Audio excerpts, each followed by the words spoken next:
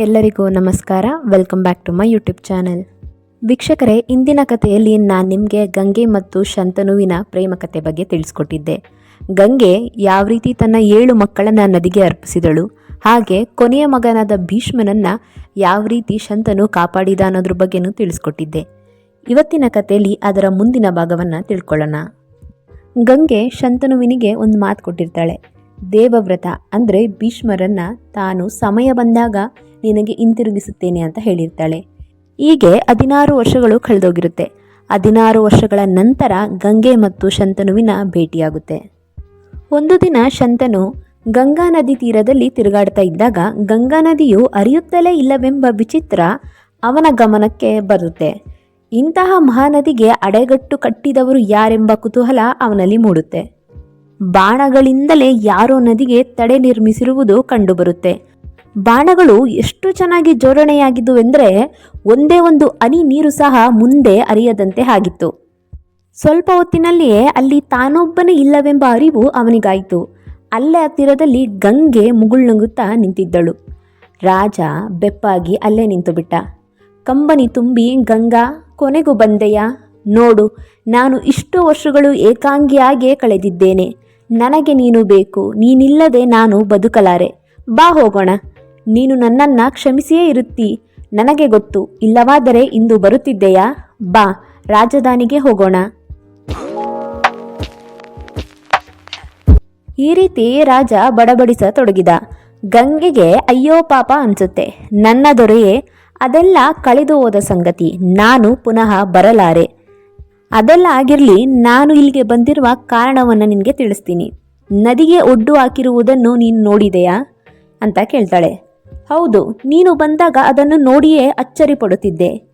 ಯಾರನ್ನು ನನ್ನ ಪ್ರೀತಿಯೇ ತಡೆಯಲು ಆಗಲಿಲ್ಲವೋ ಅಂತಹ ಗಂಗೆಗೆ ಬಾಣಗಳಿಂದ ಒಡ್ಡು ಕಟ್ಟಿದವರಾರು? ಹೀಗಂತ ಕೇಳ್ತಾನೆ ಶಂತನು. ಹೀಗಂತ ಅವರು ಮಾತಾಡ್ತಿರುವಾಗಲೇ ಇದ್ದಕ್ಕಿದ್ದಂತೆ ಒಂದು ಜೋರು ಶಬ್ದವೊಂದು ಕೇಳಿಸುತ್ತೆ. ಅದು ನದಿಯ ನಿಂತ ನೀರು ಬಾಣಗಳ ಒಡ್ಡನ್ನು ಒಡೆದು ಒಮ್ಮೆಗೆ ನುಗ್ಗಿದ ಶಬ್ದ. ದೂರದಿಂದ ಒಬ್ಬ ಹುಡುಗ ಓಡಿ ಬರ್ತಾನೆ.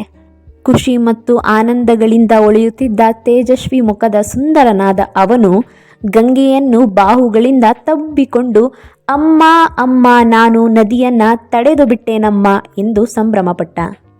ಗಂಗೆ ಮೂಕನಾಗಿ ನಿಂತಿದ್ದ ರಾಜನ ಕಡೆಗೆ ನೋಡ್ತಾಳೆ. ಇವನು ನಿನ್ನ ಮಗನೇ? ಹಾಗಿದ್ದರೆ ಎನ್ನುತ್ತಿದ್ದಂತೆ, ಹೌದು, ನಿಮ್ಮ ಊಹೆ ಸರಿ, ಅವನು ನಮ್ಮ ಮಗ ಎಂದಳು ಗಂಗೆ. ನಾನು ಬರುವುದಕ್ಕೆ ಇದೇ ಕಾರಣ.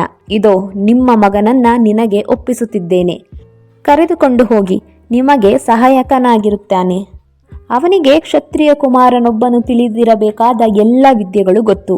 ವಸಿಷ್ಠ ಮಹರ್ಷಿಗಳಿಂದ ವೇದಾಂಗಗಳನ್ನು, ದೇವಗುರುವಾದ ಬೃಹಸ್ಪತಿಯಿಂದ ರಾಜ್ಯಶಾಸ್ತ್ರವನ್ನು ಸಾಂಗವಾಗಿ ಕಲಿತಿರುವನು. ಕ್ಷತ್ರಿಯರ ವೈರಿಯಾದ ಭಾರ್ಗವನೇ ನನ್ನ ಕೋರಿಕೆಯ ಮೇರೆಗೆ ಇವನಿಗೆ ಧನುರ್ವಿದ್ಯೆಯನ್ನ ಹೇಳಿಕೊಟ್ಟಿರುವನು. ನನ್ನ ಮಗನು ಈಗ ಸರ್ವವಿದ್ಯ ಪಾರಂಗತ. ಅವನನ್ನ ನಾನು ಪೌರವ ಸಿಂಹಾಸನದ ಉತ್ತರಾಧಿಕಾರಿಯಾಗುವುದಕ್ಕೆ ಯೋಗ್ಯನನ್ನಾಗಿ ಮಾಡಿರುವೆ. ಈ ವೀರನನ್ನ ಕರೆದುಕೊಂಡು ಹೋಗಿರಿ ಎಂದು ಹೇಳಿ ಗಂಗೆಯು ಅದೃಶ್ಯಳಾದಳು. 16 ವರ್ಷಗಳ ಹಿಂದಿನಂತೆಯೇ ಇಂದು ಶಂತನು ಮಹಾರಾಜನು ಗಂಗೆಯನ್ನ ಬೀಳ್ಕೊಟ್ಟು ರಾಜಧಾನಿಯ ಕಡೆ ಹೊರಟನು. ಆದರೆ ಒಬ್ಬನೇ ಅಲ್ಲ, ಈಗ ಜೊತೆಯಲ್ಲಿ ಮಗನಿದ್ದನು. ಬಹುಕಾಲ ಏಕಾಂಗಿಯಾಗಿದ್ದ ಅವನು ಈಗ ಈ ಹೆಮ್ಮೆಯ ಗಂಗಪುತ್ರನೊಂದಿಗೆ ಉತ್ಸಾಹದಿಂದ ಅರಮನೆಗೆ ತೆರಳಿದನು. ಶಂತನು ಮಹಾರಾಜ ಪುತ್ರನ ಜೊತೆಗೆ 4 ವರ್ಷಗಳನ್ನು ಆನಂದದಿಂದ ಕಳೀತಾನೆ. ಪುತ್ರ ವ್ಯಾಮೋಹವು ಅವನನ್ನ ಆವರಿಸಿಕೊಂಡು ಬಿಟ್ಟಿತ್ತು. ಆದರ್ಶ ಪುತ್ರನಾದ ದೇವವ್ರತನಿಗೂ ತಂದೆಯನ್ನ ಕಂಡರೆ ಬಹಳ ಪ್ರೀತಿ. ಇವರಿಬ್ಬರ ಅನ್ಯೋನ್ಯವನ್ನ ಕಂಡ ಪ್ರಜೆಗಳ ಸಂತೋಷಕ್ಕೆ ಪಾರವಿರಲಿಲ್ಲ. ಇಂತಹ ಆನಂದವನ್ನ ಸಹಿಸದ ವಿಧಿ ಕಾಲದ ಮೊಟ್ಟೆಯ ಮೇಲೆ ಕಾವು ಕೂತಂತಿತ್ತು.